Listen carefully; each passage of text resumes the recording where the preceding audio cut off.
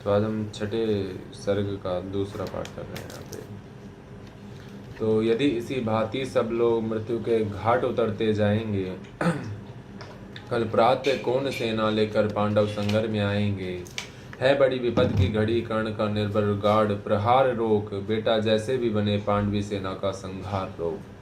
तो ये कृष्ण भगवान कठोत्कच से कहते हैं कि कैसे भी करके जो सेना का संहार हो रहा है या कर्ण को रोको। फूटे जो बहुमुखी पर्वत, जो उठे सिंधु में प्रलय ज्वार, कूदा रण में त्यो महाघोर, गर्जन का दानव की मकार, सत्य ही असुर के आते ही रण का वह क्रम टूटने लगा, कौरव अनिय भयभीत हुई धीरज उसका छूटने लगा। है कथा दानवों के कर में थे बहुत बहुत साधन कठोर, कुछ ऐसे भी जिन पर मनुष्य का चल पाता था नहीं जोर। उन अगम साधनों के मारे कोनव से राह चिंगार उठी, ले नाम कर्ण का बार बार व्याकुल कर हाहाकार उठी। लेकिन अस्त्र शर्विष्ट निरत, अनवरत युद्ध रत धीर कर्ण, मन ही मन में था हो रहा स्वयं इस रण से कुछ विस्मित विवरण। बाणों से तिल भर भी अविद्य था कहीं नहीं दानव का तन, पर हुआ जा रहा था वह पशु पल पल कुछ और अधिक भीषण। मतलब कर्ण के बाणों का भी घटोत्कच के ऊपर कोई प्रभाव नहीं पड़ रहा था, तो अंत में उसे वो महाशक्ति घटोत्कच के ऊपर ही चलानी पड़ी जो कर्ण ने अर्जुन के लिए संभाल के रखी हुई थी।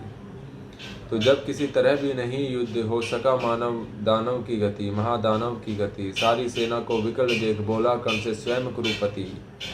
क्या देख रहे हो सका दश, ऐसे क्या कभी मरेगा यह, दो घड़ी और देर हुई सबका संहार करेगा यह। हे वीर विलपते हुए सैन्य का चीर, किसी विधि त्राण करो अब नहीं अन्य गति, आंख मूंद एक अग्रि का संहान करो। हरि का मस्तक है दूर अभी अपनों के शीश बचाओ, तो जो मरण पाश है पड़ा प्रथम उससे तुम हमें छुड़ाओ। तो सुन सहम उठा राधे मित्र की ओर, फिर निज चकित नयन, भुगत गया विवशता में कुरुपति का अपराधी कातर आनन। मन ही मन बोला कर्ण पार्थ, तू व्यय का बड़ा बड़ी बलि निकला, या यह कि आज फिर एक बार मेरा भाग्य ही छली निकला। रहता आया था मुदित कर्ण, जिसका अजय संभल लेकर था किया प्राप्त, जिसको उसने इंद्र को कवच कुंडल देकर, जिसकी करालता में जय का विश्वास अभय हो पलता था, केवल अर्जुन के लिए जिसे राधे जुगाए चलता था। वह काल सर्पणी की जीवा, वह अटल मृत्यु की सगी स्वसा, घातकता की वाहिनी शक्ति, यम की प्रचंड वह अनल रसा। लपलपा आग सी एक अग्नि तुणीर छोड़ बाहर आई, चांदनी मंद पड़ गई समर में दाहक उज्ज्वलता लाई। कर्ण ने भाग्य को टोक उसे आखिर दानव पर छोड़ दिया, विहल हो कुरुपति को विलोक फिर किसी और मुख मोड़ लिया। उस अशुण प्राण को वेग दृष्टि सबकी क्षण भर त्रासित करके, एक अग्नि ऊपर लीन हुई अंबर को उद्रासित करके।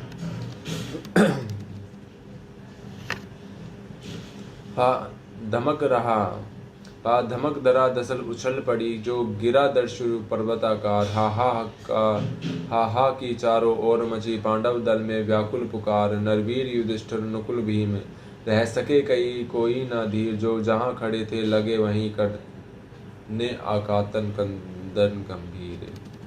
सारी सेना थी चीख रही, सब लोग व्यग्र बिलखते थे, पर बड़ी विलक्षण बात हंसी नटनागर रोक न पाते थे। टल गई विपद कोई सिर से, या मिली कहीं मन ही मन जय, क्या हुई बात क्या देख हुए केशव इस तरह विंगत संशय। लेकिन समर को जीत कर निज वाहिनी को प्रीत कर, बलित गहन गुंजार से पूजित परम जयकार से, संघर्ष राधे संघर्ष से चला मन में कहीं खोया हुआ, जय घोष की भंकार से आगे बहुत सोया हुआ। हारी हुई पांडव चमू में हंस रहे भगवान थे, पर जीत कर भी कर्ण के हारे हुए से प्राण थे। क्या सत्य ही जय के लिए केवल नहीं बल चाहिए, कुछ बुद्धि की का भी घात, कुछ छल छद्म कौशल चाहिए। तो केवल बल के आधार पर आप कोई विजय हासिल नहीं कर सकते, उसके लिए आपको छद्म का सहारा भी लेना पड़ेगा, आपको अपनी बुद्धि का सहारा भी लेना पड़ेगा। क्या भाग्य का आघात है, कैसी अनोखी बात है। मोती छिप आते किसी के आंसुओं के तार में, हंसता कहीं अभिशाप ही आनंद के उच्चार में।